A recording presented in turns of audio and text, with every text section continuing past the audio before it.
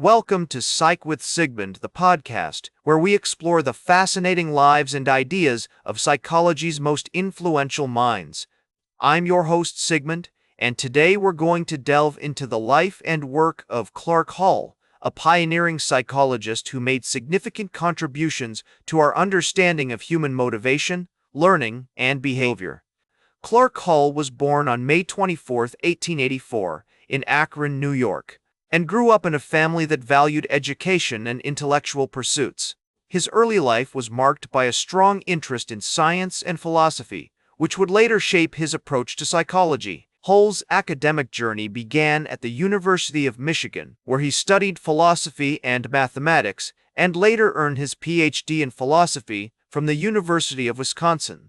It was during his time at the University of Wisconsin that Hull became fascinated with the works of John Dewey and William James, two prominent philosophers who were also influential in the development of American psychology. Their ideas about the importance of experience, environment, and functionalism in shaping human behavior resonated deeply with Hull, and he began to see the potential for a more scientific approach to understanding human psychology. Hull's entry into the field of psychology was marked by his appointment as an instructor at the University of Wisconsin, where he taught courses on philosophy, psychology, and education. However, it wasn't until he moved to Yale University in 1929 that he began to develop his own theoretical framework for understanding human behavior. At Yale, Hull was exposed to a vibrant community of scholars who shared his passion for experimental psychology, and he soon became a key figure in the development of the Yale School of Psychology. One of the most significant contributions Clark Hull made to psychology is his drive reduction theory of motivation.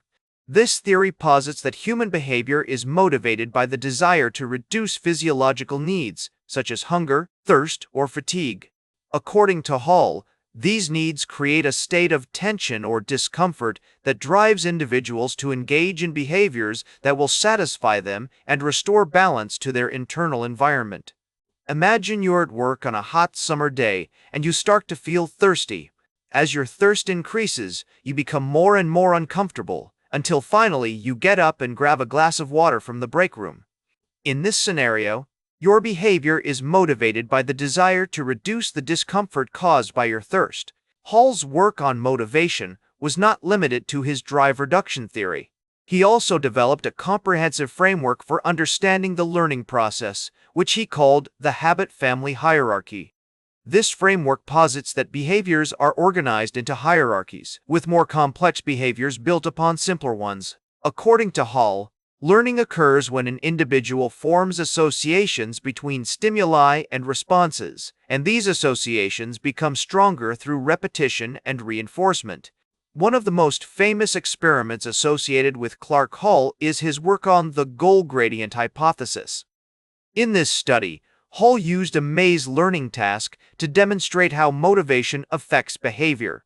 He found that rats learned to navigate the maze more quickly when they were rewarded with food at the end, and that their speed and accuracy increased as they approached the goal.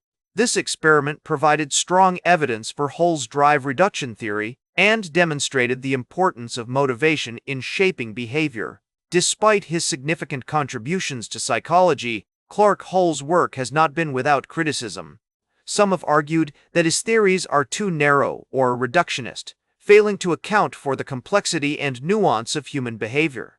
Others have pointed out that his emphasis on physiological needs neglects the role of social and cultural factors in shaping behavior. However, it's essential to consider Hull's work within its historical context. During the 1920s and 1930s, psychology was still a relatively new field, and many researchers were focused on developing grand theories that could explain human behavior. Hull's drive reduction theory and habit-family hierarchy framework were influential in shaping the development of behavioral psychology, and his emphasis on experimentation and empirical research helped to establish psychology as a scientific discipline. His theories on motivation and learning are still used to develop effective strategies for promoting positive change and improving overall well-being. For example, educators use Hull's ideas about reinforcement and motivation to design more engaging and effective learning environments. marketers apply his principles of drive reduction theory to create advertising campaigns that tap into consumers' desires and needs. His theories may have limitations, but they have also inspired new generations of researchers and practitioners to explore the complexities of human psychology. By recognizing the role of internal drives and motivations in shaping behavior, we can develop more effective strategies for promoting positive change and improving overall well-being.